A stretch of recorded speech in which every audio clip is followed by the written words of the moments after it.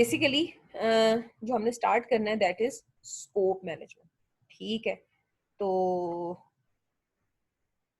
आज की एक और अच्छी बात, क्योंकि नया लेक्चर शुरू है तो नया लेक्चर नई अच्छी बात कि यहाँ पे क्या बात हो रही है कि Zaid ibn Zubair stated that prophet Muhammad सल्लल्लाहु अलैहि वसल्लम reported said the best livelihood is the bare minimum.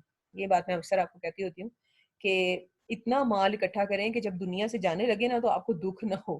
ठीक है, अक्सर लोग जो है ना वो इतना माल मतलब जमा कर लेते हैं कि जब वो उन्हें पता चल जाता है ना कि बस अब दुनिया से जाने का टाइम आ गया, तो उनको इस बात की फिक्र लाख होती है ज्यादा कि इतने एसेट्स जो है ना वो मेरे तो अब नहीं रहे, अभी इतने एसेट्स इनका क्या।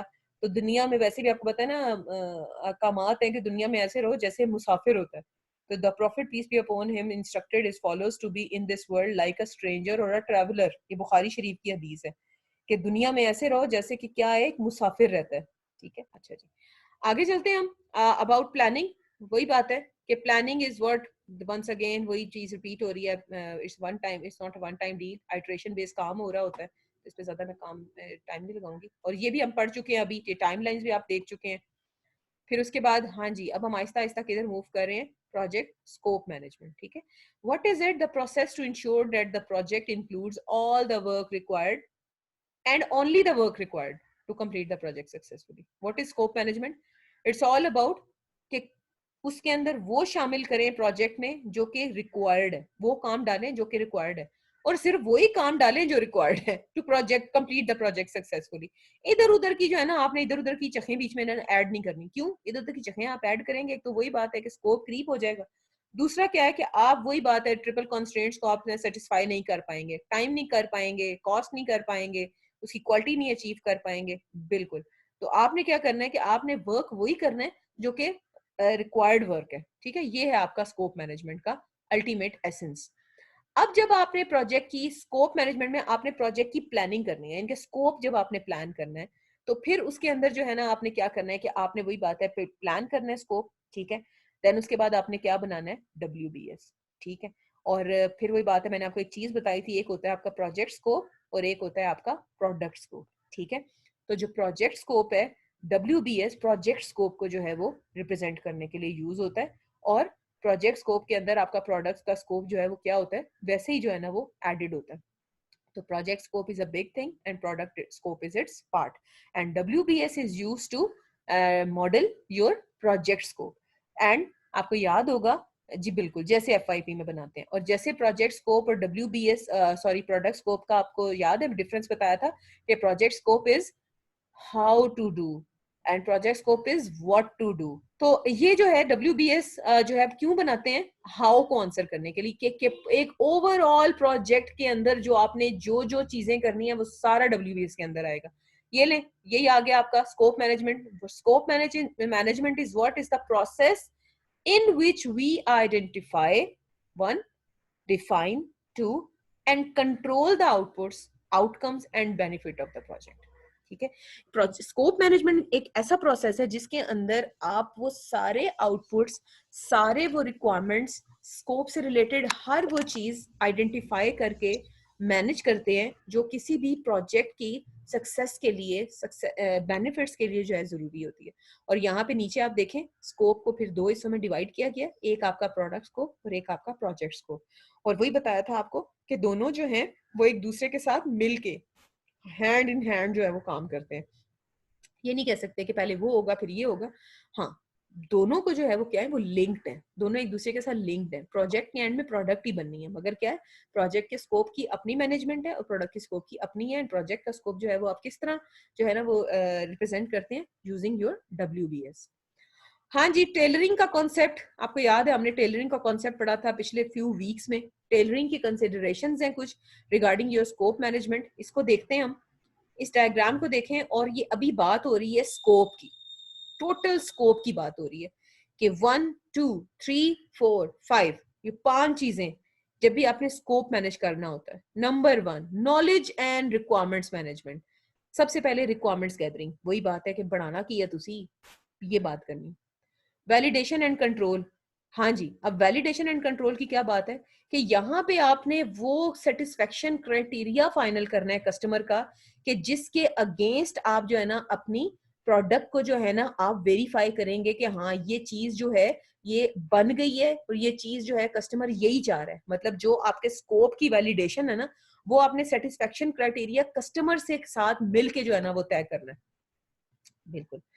आगे डेवलपमेंट अप्रोच कि अब इस प्रोजेक्ट को बनाने के लिए ये सारी बात स्कोप से रिलेटेड हो रही है। इस प्रोजेक्ट को बनाने के लिए आप कौन सा प्रोसेस मॉडल फॉलो करेंगे? आप स्क्रम यूज करेंगे, आप जो है ना वाटरफॉल यूज करेंगे, आप वी मॉडल यूज करेंगे, कौन सा डेवलपमेंट अप्रोच आपने फॉलो करनी है?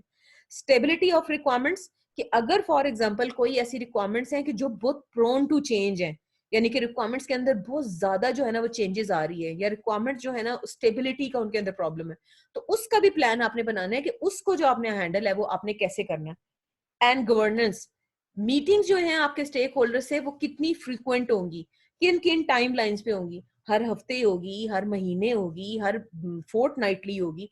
जैसे आप लोग अपने सुपरवाइजर से मिल रहे होते हैं तो आपने भी अपनी एक गवर्नेंस जो है ना वो गुड गवर्नेंस आपने तय की होती है। तो ये आपको ये समझ आए 5 स्टेजेस 1 2 3 4 5, ये स्कोप से रिलेटेड जो है ना स्कोप मैनेजमेंट से रिलेटेड उसकी 5 स्टेजेस हैं।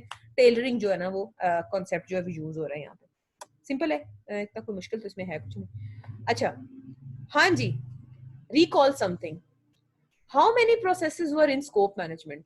बताओ बताओ बताओ, how many processes were in scope management? Scope management में कितने प्रोसेसेस थे? कितने आदमी थे? 5 थे? 10 थे? आई शाबाश है, कुर्बान ना जाऊं। रॉन्ग, 3 थे। आई शाबाश है, मारी जाओ तुक्के, मारी जाओ मुसलमानों, तुक्के लगाओ। 6 थे। हाँ जी, याद आया राजा जी? 6 थे। ठीक है, 6 प्रोसेसेस थे आपके ये इसमें स्कोप मैनेजमेंट में। अब ये जो 6 प्रोसेसेस थे इसके अंदर वो कौन कौन से थे वो तो आपको कभी भी याद नहीं होने। वो थे ये, याद है? हाँ जी, स्कोप को प्लान करना है, रिक्वायरमेंट्स को इकट्ठा करना है, स्कोप को डिफाइन करना है, WBS बनाना है। ये तो प्लानिंग में हो गया। और जो मॉनिटरिंग एंड कंट्रोल के वक्त कौन कौन से प्रोसेसेस थे? स्कोप को वैलिडेट करना है, स्कोप को कंट्रोल करना है। ये 6 हो गए टोटल। स्कोप मैनेजमेंट में प्लानिंग और मॉनिटरिंग एंड कंट्रोल को मिला के जो उसके प्रोसेसेस हैं वो कितने हैं? वो 6 हैं। ठीक है, तो अगर आपको ये याद आ गया है तो फिर ये इसको इस फॉर्म में हम इकट्ठा कर सकते हैं कि ये 6 स्टेप्स है स्कोप मैनेजमेंट में। प्लान करना है स्कोप को, रिक्वायरमेंट्स इकट्ठा करना है, स्कोप को डिफाइन करना है, WBS बनाना है, स्कोप को वैलिडेट करना है, स्कोप को कंट्रोल करना है। Something input, something output and some process steps that you are taking. Input, tool and technique, some series of step, some processing and output.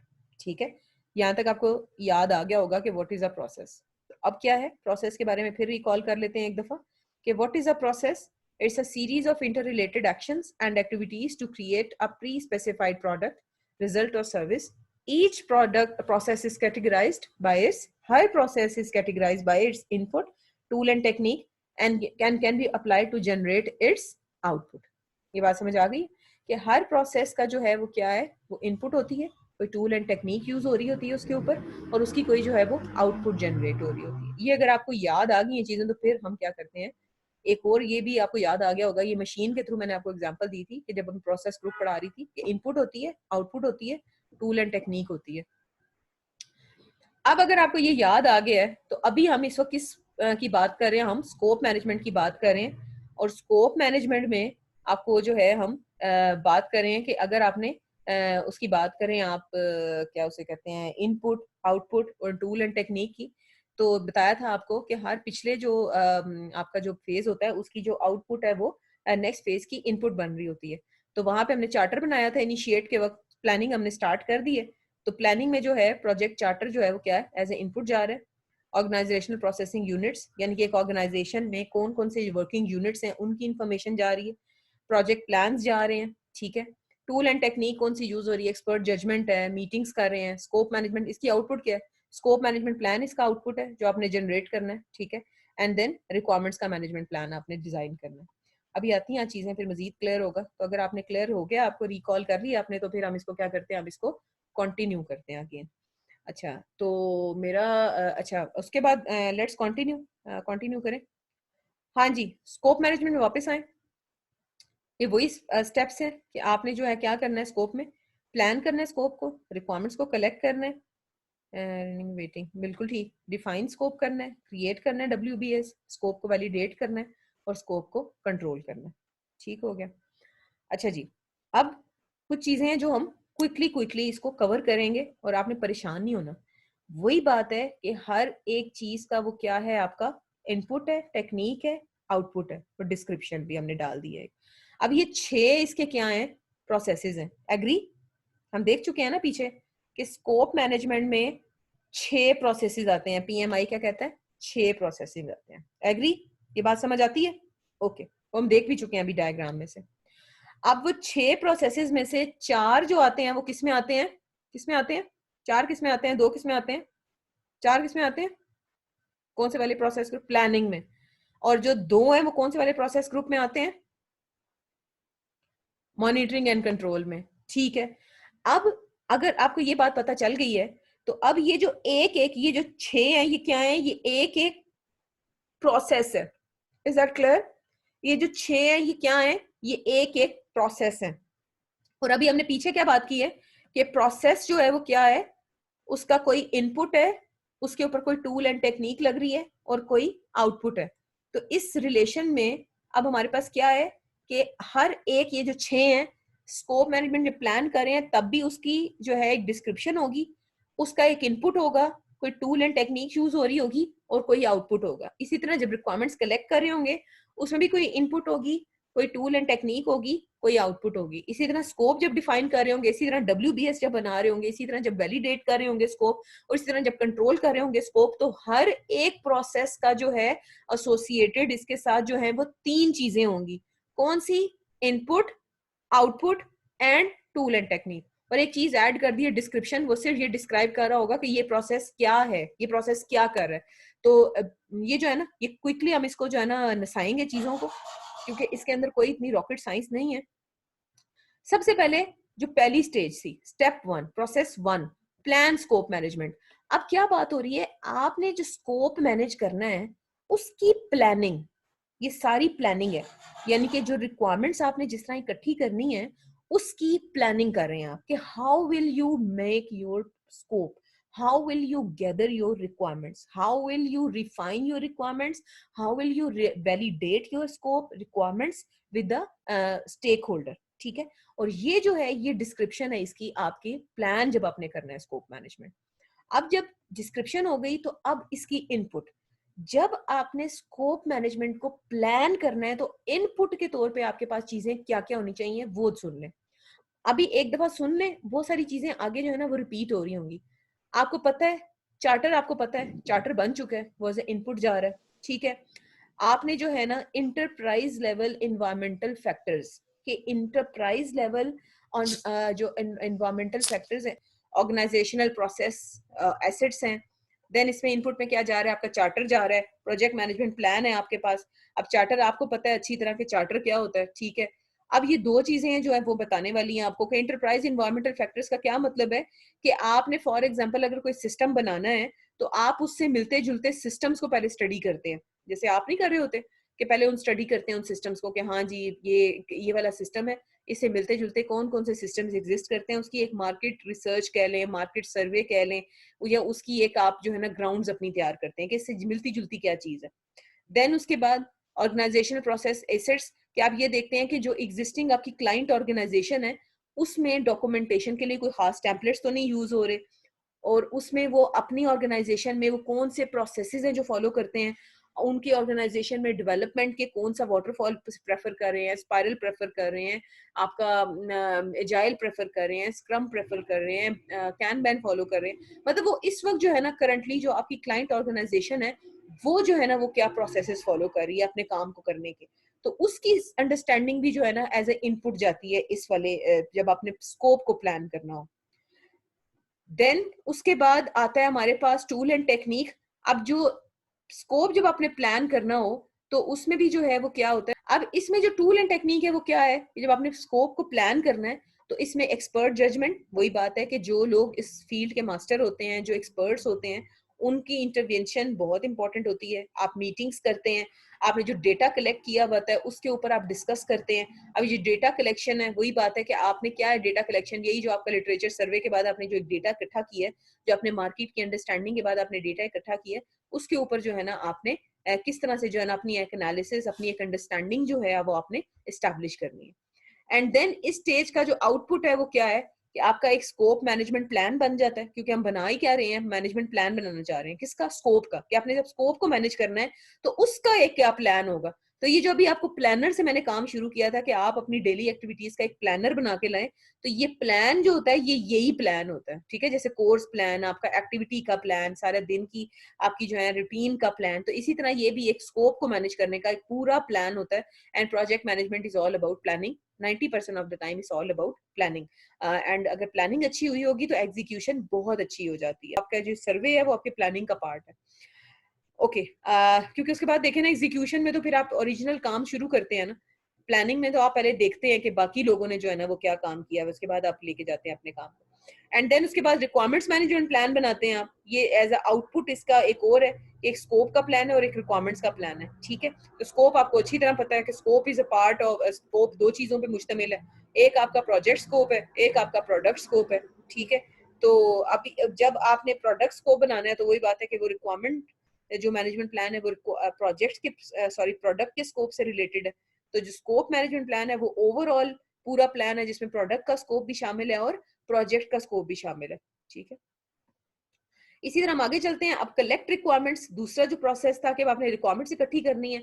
अब इसमें आपने क्या करना है कि आपने ये देखना है कि आपने रिक्वायरमेंट्स को कैसे इकट्ठा करना है, उनको कैसे डॉक्यूमेंट करना है, आपने स्टेक होल्डर से कैसे मीटिंग्स करनी है, उनके कैसे आइडेंटिफाई करनी है, उनकी नीड्स, उनके ऑब्जेक्टिव्स कैसे आइडेंटिफाई करने हैं, और उसके बाद फिर ये है कि उसकी वैलिडेशन और वो सारी चीजें। तो ये जब आप अपनी रिक्वायरमेंट्स की जो है ना आप प्रॉपर जो है ना सारी वो रिक्वायरमेंट्स इकट्ठी करने का जो आप काम कर रहे होते हैं, वो सारा जो है ना वो इस वाली ये वाला प्रोसेस है कि अब आपने रिक्वायरमेंट्स इकट्ठी करनी है। वो कैसे इकट्ठी करनी है, क्या करेंगे, कैसे मैनेज करेंगे, स्टेक होल्डर से कैसे डीलिंग करेंगे, वो सारा ये जो है ना ये वाला प्रोसेस है। अब इसके प्रोसेस में जो है ना आपकी इनपुट क्या है, इसके प्रोसेस में बहुत सारे इनपुट्स वही हैं जो उसके पहले वाले स्टेज में थी। वही आपके प्रोसेस ऑर्गेनाइजेशनल एसेट्स हैं, इंटरप्राइज फैक्टर्स हैं। आपका यहाँ पे जो है आपके वही चार्टर भी आपका इनपुट यूज होता है। यहाँ पे मैनेजमेंट प्लान, जो प्रोजेक्ट मैनेजमेंट प्लान आपने यूज किए होते हैं वो भी यूज होते हैं। फिर उसके बाद यहाँ पे क्या है कि आप प्रोजेक्ट डॉक्यूमेंट्स में यहाँ पे आप जो है ना अपना बेसलाइन वगैरह सेट करते हैं, कोई ट्रेसेबिलिटी मैट्रिक्स बनाते हैं। ट्रेसेबिलिटी मैट्रिक्स आपने पढ़ा है ना रिक्वायरमेंट्स के, कौन सा जो है वो रिक्वायरमेंट किस यूज केस के साथ, किस फंक्शनैलिटी के साथ जो है एसोसिएटेड है, वो एक मैट्रिक्स ही बनती होती है। देन बिजनेस डॉक्यूमेंट्स, ये जो हमने बनाया था वो जो बिजनेस केस की मैंने आपको लास्ट क्लास में बताई थी कि बिजनेस केस बनता है कि ये क्यों बनाने जा रहे हैं, क्या वजह है, इस प्रोडक्ट की क्यों जरूरत है, बाकायदा एग्रीमेंट्स वगैरह होते हैं। तो ये सब क्या है, ये एज ए इनपुट होते हैं कलेक्ट रिक्वायरमेंट्स की स्टेज में। अब इसके अंदर टेक्निक्स कौन सी यूज हो रही होती है, ठीक है।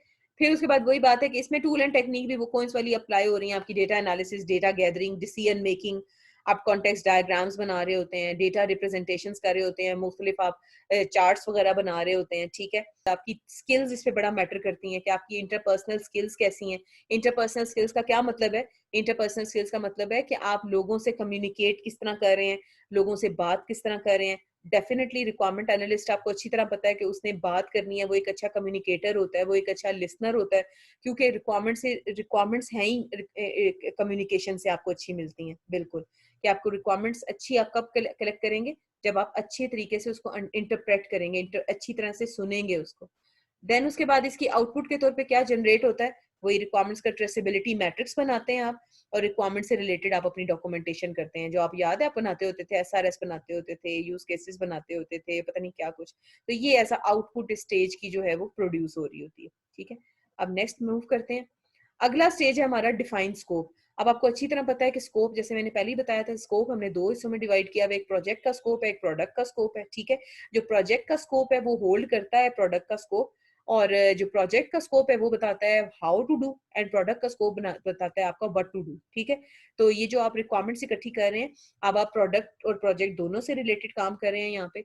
अब यहाँ पे जो बात हो रही है डिफाइन स्कोप, यहाँ पे बताना है आपने कि आपने detail description of the project, ठीक है, क्या होगा, कैसे प्रोडक्ट होगी, कैसा प्रोजेक्ट होगा, WBS बनाएंगे। अभी जैसे आप लोगों के FYP के बाद जब आप डिफेंड कर देते हैं तो आपने फाइनल प्रपोजल जमा कराना होता है। आपके फाइनल प्रपोजल में याद है आपको क्या होता है WBS? ये जो पार्ट 1 वाले हैं उनको मैं अलर्ट कर रही हूँ, पार्ट 2 वाले जो ये काम कर चुके हैं, तो आपको फाइनल प्रपोजल के वक्त आपको क्या कहते हैं, चलो जी अब जमा कराओ अपना WBS। तो ये वाली स्टेज होती है, तो ये वाली स्टेज होती है, ठीक है। इसमें जो है ना आप अपनी ये वाली स्कोपिंग कर रहे होते हैं सारी। अब यहाँ पे भी वही है, charter, assets, enterprise, management plan और प्रोजेक्ट के डॉक्यूमेंट जो पिछली स्टेज से जो है ना आपने निकाले हैं, वो सारे एज ए इनपुट इसमें जा रहे होते हैं, ठीक है। हर एक स्टेज पाइपलाइन हुई है ना, ठीक है, कि हर एक स्टेज की जो आउटपुट है वो अगली स्टेज में कहीं ना कहीं जो है वो इनपुट अपना रोल प्ले कर रही है। अब वो ठीक है, तो ये इसकी इनपुट हो गई। उसके बाद जो इसके अंदर टूल एंड टेक्निक्स यूज होती हैं, उसके अंदर भी वही है, आपकी इंटरपर्सनल स्किल्स बहुत मैटर करती हैं। आपने जब स्कोप आप देखें WBS जब आपने बनाया था तो आपने अलग कमरे में बैठ के तो नहीं बनाया था WBS, अभी हम पढ़ेंगे भी अभी इस क्लास में कि WBS जो है वो एक ब्रेनस्टॉर्मिंग एक्टिविटी है। वो कभी भी प्रोजेक्ट मैनेजर या कोई एक बंदा एक कोने कमरे में बैठ के नहीं बनाता। हमेशा जो है ये टीम बैठ के, जो की स्टेक होल्डर्स है वो बैठ के उसमें अपनी इनपुट देते हैं। तो आपको पता है जब बहुत सारे लोग बैठ के team work, it's a team work exactly. तो आप जब बहुत सारे कंसर्न माइंड के लोग बैठे होते हैं तो वो सब अगर उनकी इंटरपर्सनल स्किल्स अच्छी है ना, वो कम्युनिकेटर अच्छे हैं। जैसे कहते हैं ना कि अगर आपने देखा हो कि आप कहते हैं कि यार ये टीचर है तो बड़ा जबरदस्त पर ये बात नहीं समझा पाता अपनी, इसका क्या मतलब है, ये बहुत बड़ी स्किल होती है कि अपनी बात कन्वे करना, अपनी बात को समझा पाना, अपनी बात को अपने जो बंदा लिसनर है उसके लेवल तक आके उसकी अपनी बात को जो है ना वो कन्वे करना। तो आपको किन टीचर्स की बात बड़ी अच्छे तरीके से समझ आती है, जो अपनी कह लें with examples, with good presentation, with good skills आपके लेवल तक आके आपको अपनी बात समझाते हैं। तो ये सारी चीजें जो है ना आपकी इंटरपर्सनल स्किल्स में जो है ना वो काउंट होती हैं। तो बीइंग यही बात आप देखें ना, आप लोगों से इतनी प्रेजेंटेशंस क्यों कराई जाती हैं आपके इस डिग्री के बीच में? आपको कम्युनिकेशन स्किल्स का कोर्स पढ़ाया जाता है, आपको प्रेजेंटेशन स्किल्स का कोर्स पढ़ाया जाता है, फिर हर कोर्स में आपकी प्रेजेंटेशन हो रही होती हैं। ये क्या वजह है इस सब की? उसकी वजह ये है कि आप लोगों के अंदर जो है ना ये इंटरपर्सनल स्किल्स आपके अंदर जो है ना वो डेवलप हो। कि इस स्टेज की जो आउटपुट है आपकी क्या है, प्रोजेक्ट की स्कोप स्टेटमेंट, वो जो हमने पिछली लेक्चर में मैं देखा था कि इसके एक स्कोप स्टेटमेंट बनती होती है आपकी, ठीक है। स्कोप स्टेटमेंट एंड प्रोजेक्ट के डॉक्यूमेंट्स अपडेट, जो आपने रिक्वायरमेंट्स के डॉक्यूमेंट बनाए होते हैं, अगर उसके अंदर कोई अपडेट वगैरह आ गई है तो इस स्टेज पे आप क्या करते हैं, उनको देखते हुए इसके अंदर कोई ना कोई अपडेट कर देते हैं। अब आते हैं हम नेक्स्ट स्टेज पे, दैट इज WBS। अब आपने क्या बनाना है, जो पिछले लेवल पे आपने जो आइडेंटिफाई कर ली है चीजें कि आपने जो है अब क्या क्या जो है ना वो स्कोप का पार्ट बनाना है, अब आप बनाते हैं बकायदा अपना WBS। अब WBS का थोड़ा बहुत आपको आइडिया है, नहीं भी है तो कोई बात नहीं, हम आगे पढ़ेंगे। वर्क ब्रेकडाउन स्ट्रक्चर जो कि है इसमें बनता है, और अभी मैं आपको थोड़ा सा अगर आपको बताऊं, अभी नहीं पता चल रहा तो कोई बात नहीं, आगे पढ़ेंगे। बस आप थोड़ी देर के लिए ये सोच रहे हैं कि WBS एक लाइक एक बैकबोन की तरह है इन अ प्रोजेक्ट मैनेजमेंट, ठीक है। और ये प्रोजेक्ट्स को जो है वो बैकबोन जैसे बॉडी को सपोर्ट कर रहा होता है ना, इंसानी जिस्म को, इसी तरह ये जो WBS है ना ये आपके प्रोजेक्ट्स को जो है वो जो है ना वो कर रहा होता है, सपोर्ट कर रहा होता है। तो जो WBS है इसमें हम बकायदा बताते हैं, हाँ जी, कौन कौन से आपके जो है ना वो अभी इस वर्ड पे अगर गौर करें ना आप, WBS work breakdown structure, work एक बड़ा काम, ब्रेकडाउन उस बड़े काम को छोटे छोटे कामों में डिवाइड करना है, और स्ट्रक्चर उस काम को डिवाइड करके उसको अल्लाह तवक्कुल छोड़ नहीं देना, उसको बकायदा फिर आपने क्या करना है, एक बकायदा स्ट्रक्चर देना है, बिल्कुल उसको क्लासिफाई करना है, उसको बकायदा एक शक्ल देनी है, उसको एक आर्किटेक्चर बनाना है उसका। तो that is all about WBS, ठीक है। तो WBS में फिर आप यहाँ पे वो WBS बनाते हैं, पहली बात तो ये। अब WBS बनाने के लिए भी इनपुट तकरीबन वही है, EFs हैं, ऑर्गेनाइजेशन प्रोसेसेस हैं, प्रोजेक्ट के डॉक्यूमेंट्स हैं, ठीक है। फिर जो आपने पिछली स्टेज पे कुछ मैनेजमेंट प्लान्स बनाए हैं, स्कोप मैनेजमेंट प्लान बनाया, प्रोडक्ट मैनेजमेंट प्लान बनाया, रिक्वायरमेंट्स आपने बनाई हैं, तो सब इसमें एज ए इनपुट यूज हो रही होती है। देन उसके बाद जो इसके अंदर स्किल जो यूज होती है वही बात है कि decomposition, how do you decompose a work in manageable task, in understandable task, and और उसमें एक्सपर्ट जजमेंट, वही बात है कि इसके अंदर एक्सपर्ट्स जो बैठे होते हैं, जो ब्रेनस्टॉर्मिंग कर रहे होते हैं, उनकी भी जो इनपुट है वो एक बहुत ज्यादा मानी खेज इनपुट होती है। एंड देन इसके आउटपुट के तौर पे क्या बन रहा होता है, वही बात है कि आप एक स्कोप की बेसलाइन बनाते हैं एंड प्रोजेक्ट के डॉक्यूमेंट अपडेट करते हैं। अब स्कोप की बेसलाइन क्या है, हाँ जी, कौन बताएगा what is the meaning of a scope baseline? ये बेसलाइन का कॉन्सेप्ट आप रिक्वायरमेंट्स इंजीनियरिंग में भी पढ़ के आए हैं। तो आपने बना ली होती है ना एक बेसलाइन कि हाँ जी अब ये रिक्वायरमेंट्स हैं, ये पार्ट है हमारे सिस्टम का, और सिस्टम के अंदर प्रोजेक्ट के अंदर हम ये एक्टिविटीज परफॉर्म करेंगे, वो आप एक ना बेंचमार्क कर लेते हैं, उसको एक बेसलाइन बना लेते हैं अपनी। ठीक है, अब क्या होता है, अब जैसे फॉर एग्जांपल ये जो आपका प्लानर है ये आपके लिए एक बेसलाइन है, ये जो कोर्स का प्लान बनाया हुआ है ये एक बेसलाइन है। अब क्या हो रहा है, ये मैंने फाइनल कर लिया, अब जो है मैं क्या करूंगी, ये जो मॉनिटरिंग एंड कंट्रोल के वक्त मैं जो है उसको जो मैं मॉनिटर कर रही होती हूँ कि ये इसके मुताबिक चल रहा है या नहीं चल रहा, या जैसे अब आप लोग इसको फॉलो करेंगे अपने प्लान को, तो आप अपने प्लान को अपने मुताबिक आप इसको जो है ना उससे अपने बेस लाइन से जो है ना वो आप क्या कर रहे होंगे, एग्जीक्यूशन को वो आप क्या कर रहे होंगे, उसको उससे कंपेयर कर रहे होंगे। तो ये जो आप प्लान बनाते हैं ये आपका एज अ बेस लाइन जो है ना वो आपका काम कर रहा होता है। जो रिक्वायरमेंट्स का डॉक्यूमेंट भी है जैसे अभी बता रही हैं हनीफा ने बताया, तो आप क्या कर रहे होते हैं, वो जो अप्रूव आपकी रिक्वायरमेंट्स होती हैं वो आप एज अ आपका बेसलाइन काम कर रही होती हैं, फिर आगे आप उसके अकॉर्डिंग जो है ना वो चीजों को मजीद जो है ना वो आप आगे लेके जाते हैं। बेसलाइन एक्सेप्टेड वर्जन होता है आपका, और वही बात है कि उस बेसलाइन के अगेंस्ट फिर जो है ना आप बहुत सारी चीजों को जो है ना वो वैलिडेट भी कर रहे होते हैं। अभी देखें जैसे आ भी गया वैलिडेट स्कोप, ठीक है, कि अब आपने जो चीज बना के दी है क्लाइंट उसको जो अप्रूव कर रहा है, जब तक कोई बेसलाइन नहीं होगी वो वैलिडेट किस पे करेगा। अब वैलिडेट स्कोप में भी वही बात है कि आप यहाँ पे जो है ना अपना एक एक्सेप्टेंस क्राइटेरिया यहाँ पे फाइनल करते हैं कि हाँ जी आप किस चीज को कह रहे हैं कि जब ये चीज बनेगी तो मैं इसको एक्सेप्ट करूंगा।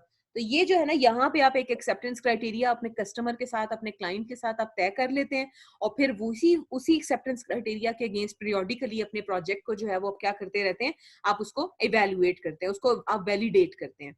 ठीक है, अब इसमें जो इनपुट के तौर पे जो चीजें आ रही होती हैं वही बात है कि आपके वही तो प्लान्स आ रहे हैं, डॉक्यूमेंट्स आ रहे हैं, वर्क परफॉर्मेंस डेटा। जी ये क्या बात हो रही है कि जैसे फॉर एग्जांपल आपने जो है ना वो यहाँ पे ना आपके जो लोग काम कर रहे होते हैं ना उनकी परफॉर्मेंस का जो डेटा है ना उसके ऊपर भी जो है ना वैलिडेशन हो रही होती है। कि जैसे फॉर एग्जांपल आपने WBS बनाया, आपने याद है आपने एक रोल्स एंड रिस्पॉन्सिबिलिटी मैट्रिक्स भी बनाया होगा उसमें, WBS जब आपने बनाया था कि किस बंदे का क्या रोल है और क्या रिस्पॉन्सिबिलिटी है, किसने क्या काम करना है, कब करना है। ये तो भी बड़ा मासूम सा वर्जन है इसका जो आप लोगों ने जो है ना कि कौन बिल्कुल क्या रोल प्ले कर रहा है। अभी तो आप लोगों ने बड़ा ये मासूम सा बनाया ना रोल्स एंड रिस्पॉन्सिबिलिटी मैट्रिक्स, ये बड़े कॉम्प्लेक्स लेवल तक भी जाते हैं कि किसने कितने घंटे काम करना है, किसने कब रिपोर्ट करना है, किसने किसको रिपोर्ट करना है, वो बड़ा जो है ना वो एक डिटेल किस्म का भी डॉक्यूमेंट होता है।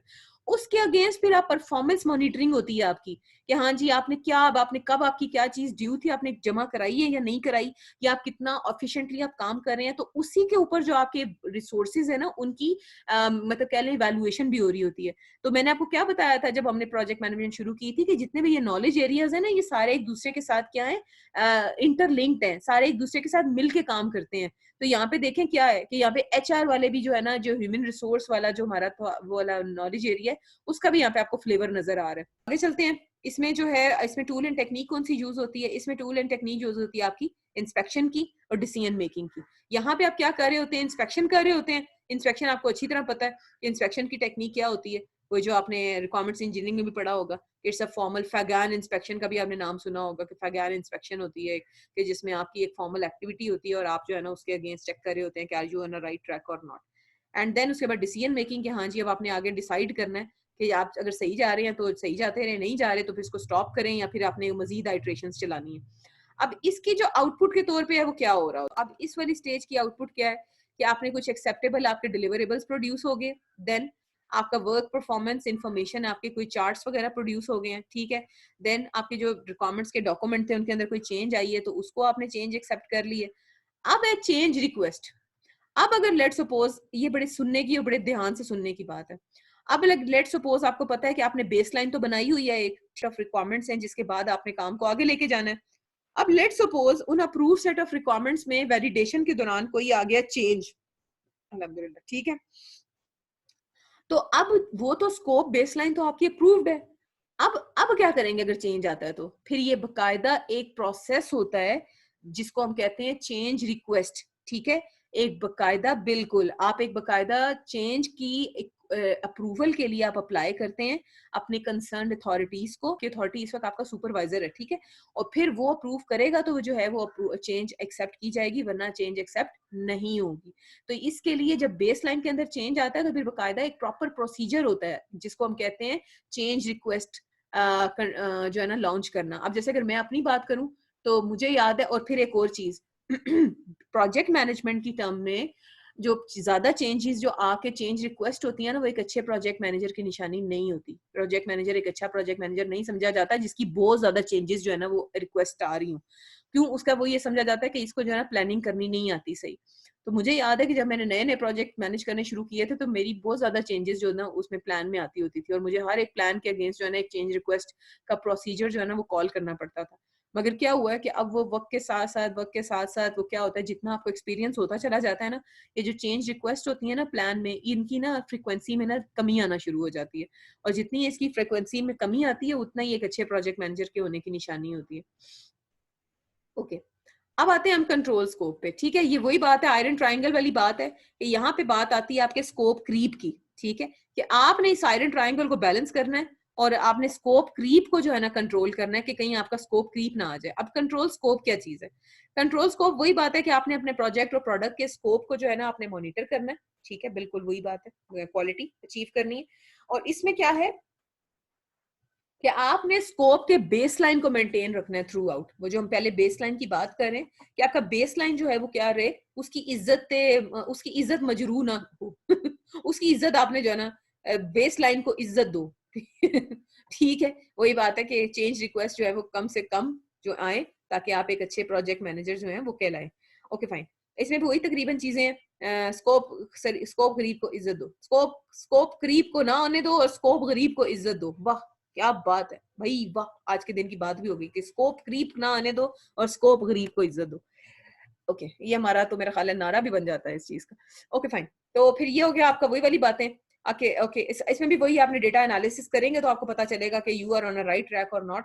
स्कोप में कोई मसले मसाइल तो नहीं आ रहे, कंट्रोलिंग के वक्त आपको पता चलेगा। एंड यहाँ पे भी उसी तरह ही चेंज रिक्वेस्ट अगर आपको करनी पड़ी है स्कोप कंट्रोल के दौरान, प्रोजेक्ट के डॉक्यूमेंट्स में कोई चेंज आ रहा है, प्रोजेक्ट मैनेजमेंट प्लान में कोई चेंज आ रहा है, आपके वर्क परफॉर्मेंस साथ साथ कंट्रोलिंग के वक्त भी आपको पता है कि मैनेज हो रही होती है। तो this is all about focus about project management or sorry scope management, जिसमें ये समरी देख लें कि सबसे पहले आपने तयन करना है क्या प्रोडक्ट स्कोप का पार्ट है, क्या प्रोजेक्ट स्कोप का पार्ट है। फिर उसके बाद आपने, जब आपको पता है कि स्कोप मैनेजमेंट में दोनों स्कोप आपने मैनेज करने होते हैं, प्रोजेक्ट का स्कोप भी और प्रोडक्ट का स्कोप भी, और फिर उसके बाद आपने रिक्वायरमेंट्स इकट्ठी करनी होती हैं, देन आपने स्कोप को डिफाइन करना होता है, WBS बनाना होता है, स्कोप को वैलिडेट करना होता है, फिर स्कोप गरीब को इज्जत दो, स्कोप गरीब को ना आने दो। At the end